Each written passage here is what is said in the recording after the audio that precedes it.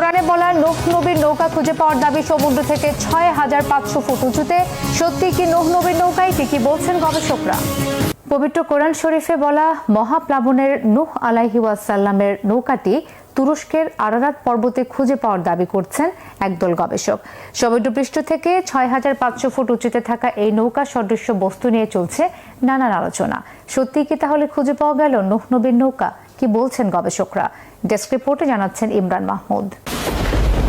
মানব ইতিহাসের সবচেয়ে রহস্যময় ও আলোচিত ঘটনাগুলোর একটি হল নূহ আলাইহিস সালামের মহাপ্লাবন এবং সেই প্লাবন থেকে রক্ষা পাওয়া বিশাল নৌকা। তুরস্কের আরারাত পর্বতে পাওয়া গেছে নৌকা সদৃশ এক বস্তু।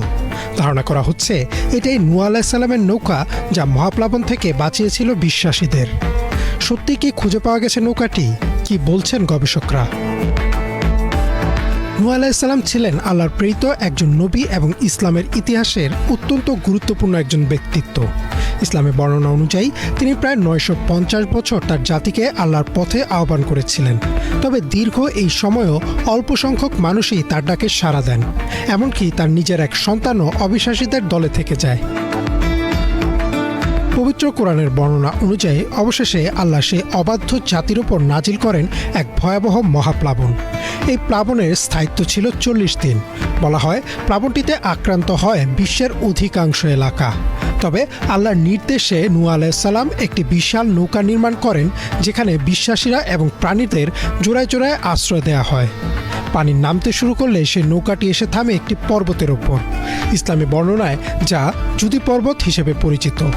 তবে সেই পর্বতের অবস্থান সম্পর্কে সুনিশ্চিত কোনো তথ্য পাওয়া যায়নি। নৌকা আবিষ্কার ঘিরে রহস্যের শুরু হয় ১৯৫৯ সালে।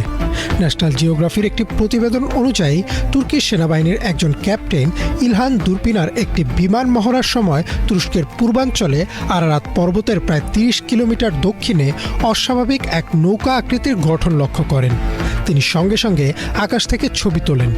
ছবি বিশ্লেষণ করে দেখা যায় এটি প্রায় ১৬০ মিটার দীর্ঘ নৌকা বা জাহাজের মতো একটি কাঠামো। সবচেয়ে চমকপ্রদ বিষয় ছিল এই কাঠামোটি সমুদ্র পৃষ্ঠ থেকে প্রায় ৬,৫০০ ফুট উচ্চতায় দেখা যায়। স্বাভাবিকভাবেই প্রশ্ন ওঠে, এত উঁচুতে একটি জাহাজ সদৃশ গঠন কিভাবে এলো?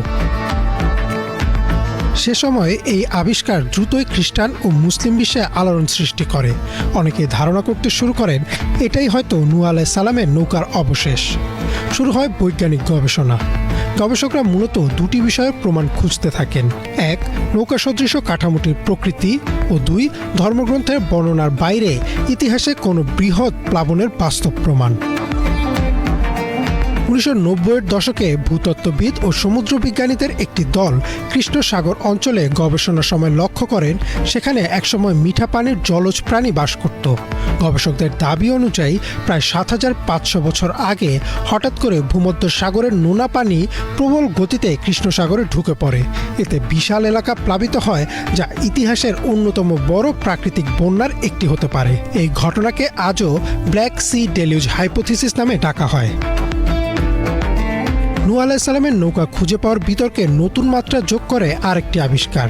১৯ শতকে মেসোপটেমিয়া অঞ্চলে পাওয়া যায় কয়েক হাজার বছর পুরনো মাটির ফলক, যাতে লেখা ছিল গিলগামেশের মহাকাব্য।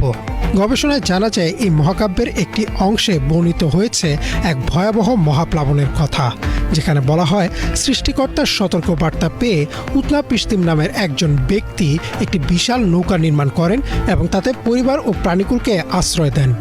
প্লাবন শেষে নৌকাটি এসে থামে নিমুস পর্বতে। বিস্ময়করভাবে এই কাহিনী কোরআন ও বাইবেলের বর্ণনার সঙ্গে ব্যাপক সাদৃশ্যপূর্ণ, অথচ এটি লেখা হয়েছিল কোরআন নাজিলেরও কয়েক হাজার বছর আগেই। এসব তথ্য একত্রে দেখলে ধারণা করা যায় পৃথিবীর বিভিন্ন সভ্যতা ও ধর্মে একটি মহাপ্লাবন এবং একটি বিশাল নৌকার কাহিনী বারবার উঠে এসেছে। তবে সংশ্লিষ্ট বিষয়ের গবেষকরা এখনও নিশ্চিত করে বলতে পারছেন না যে তুরস্কের দুরপিনার এলাকায় পাওয়া কাঠামোটি কোরআনে বর্ণিত নূহ আলাইহিস সালামের নৌকার অবশেষ। অনেকের মতে এটি প্রাকৃতিক ভূগঠনও হতে পারে। আবার কেউ কেউ মনে করেন আরও আধুনিক প্রযুক্তি ও খননের মাধ্যমে হয়তো ভবিষ্যতে এই রহস্যের চূড়ান্ত উত্তর মিলবে।